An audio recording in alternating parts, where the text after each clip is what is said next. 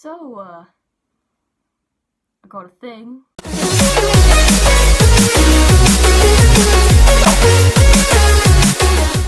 Her name is Bonnie and she is perfect. I actually didn't really choose the name for her, it was actually my brother who chose her name, and at first when I heard of Bonnie I didn't really like it because I was like, is that really a name for a cat? That's like a name for a middle-aged woman, and plus I can't be asked for people saying, oh, Bonnie, where's the other one? Is it called Clyde? Like, no. But nevertheless, it grew on me. We were going to call it Billy if we weren't going to call it Bonnie, but the majority vote, I'm a pushover, so we went with Bonnie. But it's actually growing with me now. I'm starting to like it. I think it suits her. So yeah, when we got her, she was 8 weeks and 5 days old, although she pretty much looked like she was fresh out the womb, I'm not gonna lie. She was tiny. The thing is, she wasn't even the smallest one. There was a black one of her siblings, who I think was also a female. There were 6 in total. It was what I think they call the runt of the litter.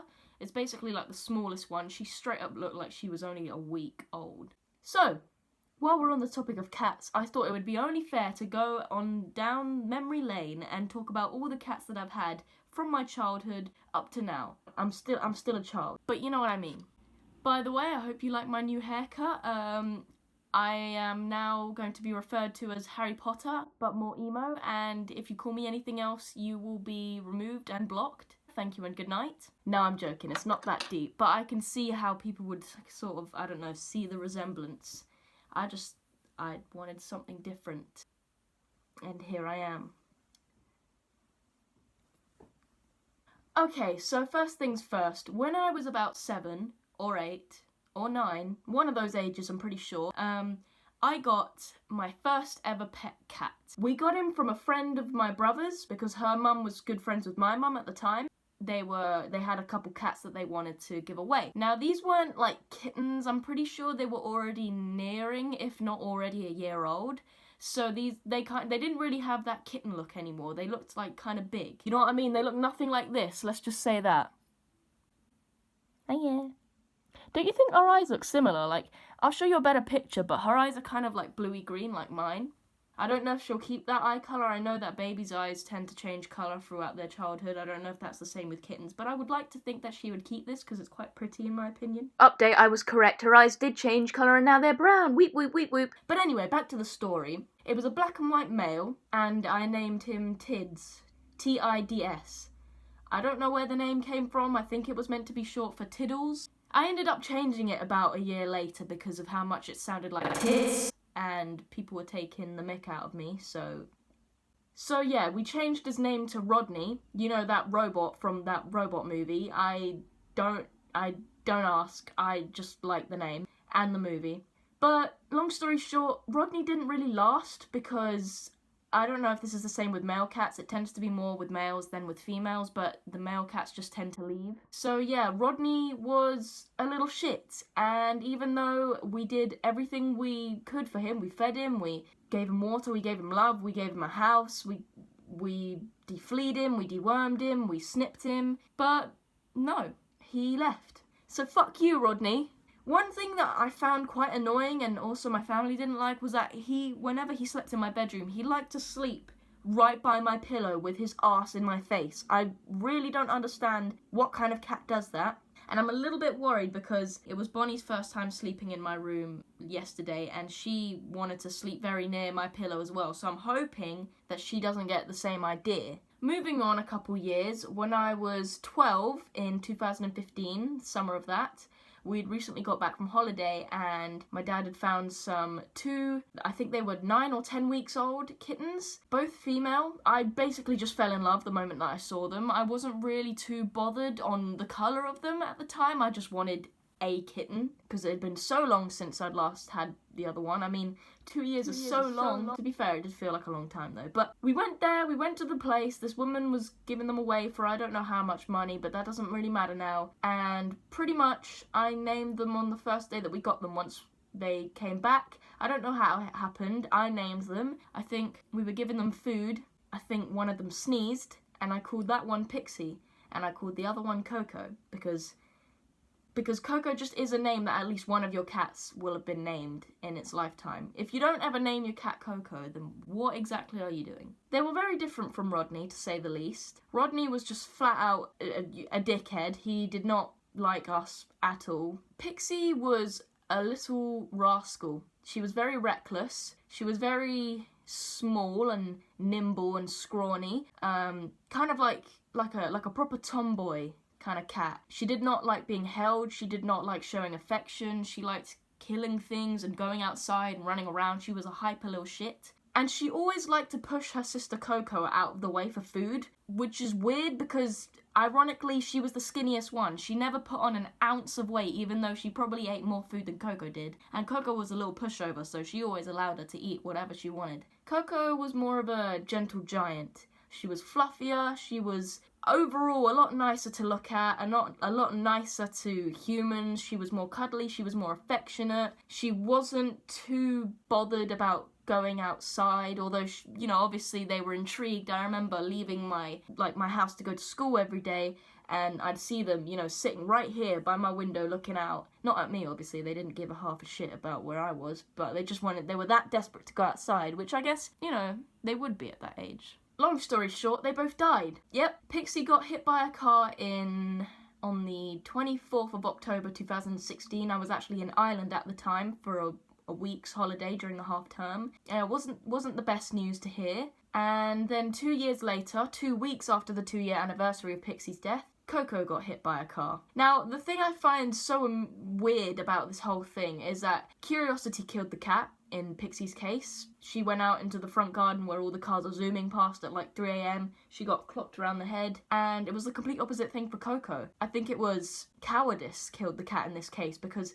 as soon as my fucking stupid neighbours got this absolute, I don't know, wild feral cat, it attacked Coco, and Coco, you know, when it comes to confrontation, Coco, the only downfall that Coco had was that she was an absolute pussy, literally as well as figuratively. Any sound would scare her, even if it was just a little bowl dropping on the ground in the kitchen, she would jump. And when it came to any sort of confrontation with another cat, she would book it. She was not a confrontational cat. She was nothing like her sister, who was more, you know, into killing things and having fights and that. So basically she was terrorised by the next door neighbour's cat, who was claiming our garden as well as the neighbours as her own domain. So Coco went out into the front garden because that was the only place, you know, she could have some freedom. And yeah, what they do is they stick their head out from where the cars are parked on the road, and then because they're black and it's dark, no one can see them, so she got clocked around the head as well. That was more of a hit to the gut for me because I had had her for longer and I'd had more of a bond with her, and she was the more affectionate one, so it was easier to bond with her. I'm still messed up about that to this day, more than I am about Pixie or Rodney, as heartless as that sounds, and I don't like to pick favourites, but it's not like with children, you know what I mean? Anyway, yeah, RIP to our fallen comrades. You will be missed. And where does that leave us now? Well, that leaves us, lastly, with Bonnie. I don't think this will be the last cat I will ever get, I'm not gonna lie. I love her way too much. She is so far my favourite because she seems to have a nice combination of Pixie and Coco in her personality. She has given me a number of scratches all along my arms and hands, so she can be reckless. She's very, very playful, very hyper, extremely, active. She's running around for hours on end. It's like her energy never burns out. But she's a kitten, so I would expect that. But she doesn't seem too bothered by going outside. Like, if I'm supervising her, she won't run off, she won't go away, and if I even open the door, at first she was hesitant to leave, which is good because I don't really have that much of a fear of her running away, and I'm hoping that she would stay more loyal then. She's also very affectionate. In terms of when we first took her away from her mum and her siblings, I was so scared that she would react the way Coco and Pixie did because they were meowing for a good solid week. And it wasn't just like the little meows, like meow, you know what I mean? Proper, loud meows, and it was depressing to hear because I could tell that they were missing their family, and I always hate, taking them away without, a sibling. Yeah, then all of them, but they're not just... No, she's just flush process. I'm not racist, right? This is a cat, this is not a person, but I did not want another black or white cat, right? And there's a reason for that. If she was ever to be let out into the front garden at night time, which she's not, I'm learning from my own mistakes, she's sleeping in my room from now on. Sorry, my camera ran out of storage. Basically what I'm trying to get at is that you're less likely to see a black cat running across the street in pitch black than you are to see a ginger cat.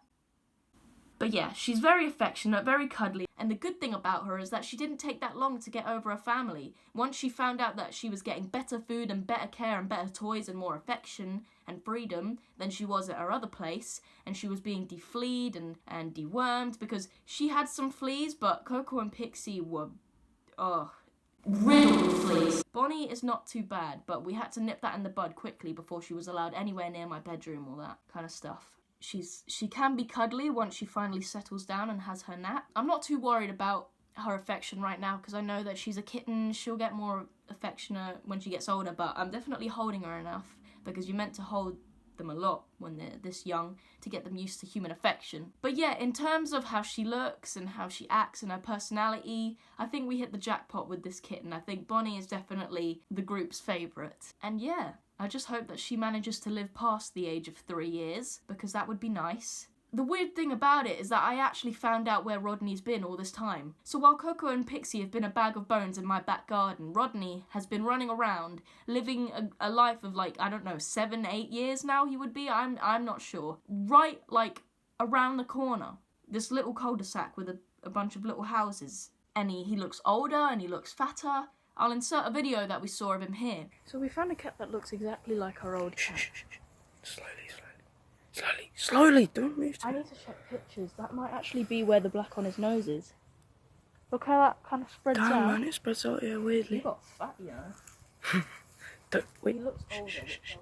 Oh, crap, it's actually... And compare him to previous pictures, he's got the same bit of black that comes off his nose and slightly onto the white part of his cheek. But yeah, I don't really care that much for taking him back, so fuck Rodney. Fuck the next door neighbour's rabid cat, I don't even care what her name is. We were gonna get this cat from Battersea Dogs and Cats home called Scylla, but it was too much of a process. It was the weirdest thing ever. It was like we were trying to adopt a child, the questions they were asking us. I think it was a special needs cat though. But whatever, fuck Scylla, I don't really give a shit because I've got Bonnie. And, you know.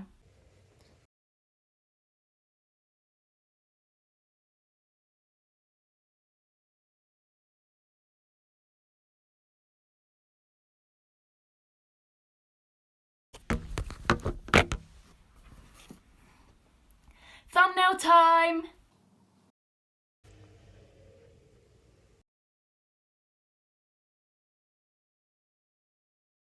Okay, so basically what happened at the end is for some reason the sound stopped working, but yeah, it was just basically me posing for a thumbnail anyway.